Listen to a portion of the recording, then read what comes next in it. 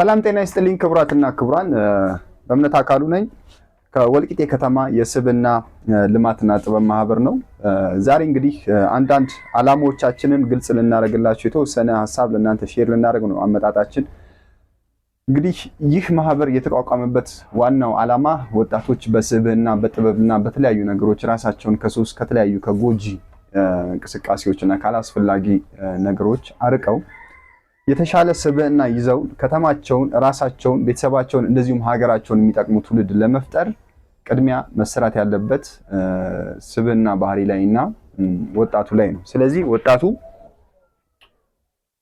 ስራ ተፈጥሮለት ያንን ስራ ለመስራት ምን ያስፈልገዋል? በቂ የሆነ ስብዕና በቂ የሆነ ዝግጅት ያስፈልገዋል። የአእምሮ ዝግጅት ያስፈልገዋል። የፈለገ ነገር ለወጣቱ ቢደረግ ራሱን ለስራ ለለውጥ እስካላዘጋጀ ድረስ ሊለወጥ ስለማይችል እኛ ሁለቱን ነገር በአንድነት የሚያገኙበትን ነገር ነው ልናመቻች የተቋቋምንበት ዋናው ዓላማ።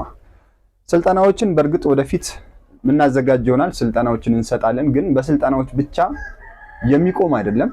እስካሁን የተወሰኑ አካላት ድጋፍ እያደረጉ ነው። ዓላማችንን የተረዱ ሰዎችም ይህ ማህበር ከፍ እያለ የራሱን ነገር አሟልቶ የተሻለ ደረጃ ላይ እንዲደርስ ብዙ ነገሮች እያደረጉ ነው። በገንዘብ፣ በእውቀት፣ በሐሳብ በተለያየ ነገር ድጋፍ እያደረጉ ያሉ አካላቶች አሉ። እኛ ደግሞ ወደፊት እንግዲህ እዚህ ማህበር ላይ በአባልነት የሚመዘገቡ ምን አይነት ወጣቶች ናቸው የሚለውን በዝርዝር ሁለቱን ሐሳብ እገልጽላችሁና የዛሬ ቪዲዮ ጨርሳለሁ። አንደኛ እዚህ ማህበር ላይ የሚመዘገቡ ሰዎች ድጋፍ የሚያስፈልጋቸው ወጣቶች፣ ጎልማሳዎች፣ ትላልቅ ሰዎች፣ ሴቶች ሊሆኑ ይችላሉ። መተው ሲመዘገቡ ድጋፍ ያስፈልገኛል ብለው ይመዘገባሉ። እኛ በመናመቻቻቸው የተለያዩ ስራ እድል ከተለያዩ ተቋማት ከመንግስት ተቋማት እንደዚሁም ከግል ተቋማት ጋር በመነጋገር በመናስጀምራቸው ቀጣይ ፕሮጀክቶች ላይ እነዚህ ሰዎች ቅድሚያ ተጠቃሚ እንዲሆኑ ይደረጋል። በሁለተኛ ደረጃ ድጋፍ ማድረግ ፈልጋለሁኝ ወይም እችላለሁ የሚል ደግሞ ሰው መጥቶ መመዝገብ ይችላል ማለት ነው። ይህ ማለት ምንድነው?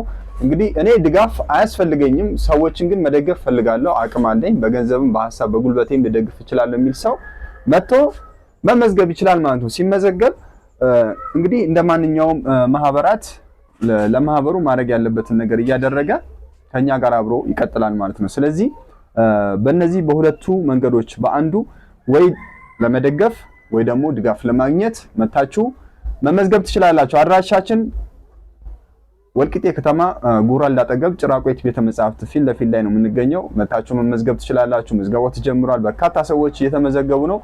መታችሁ አባል ሁኑ።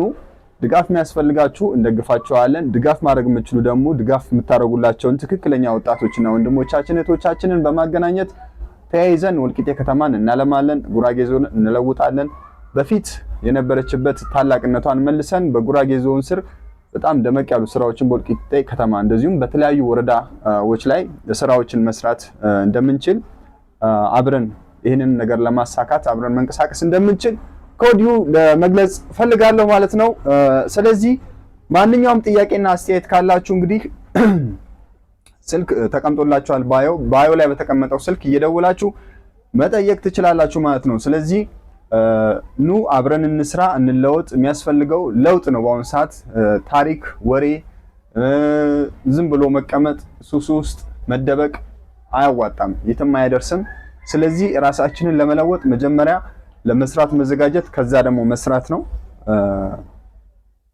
አብረን ወደ ተሻለ ደረጃ እንደምንደርስ ተስፋ አደርጋለሁ። ይህን መልእክት ያስተላለፍላችሁ የወልቂጤ ከተማ የስብና ልማትና ጥበብ ማህበር ነው። ስለተከታተላችሁ እናመሰግናለን። ይህን ቪዲዮ ላይክ ማድረግ፣ አስተያየት ላይ ኮሜንት መጻፍ፣ እንደዚሁም ደግሞ ቤቱን ፎሎ ማድረግ አይረሳ። ይመቻችሁ።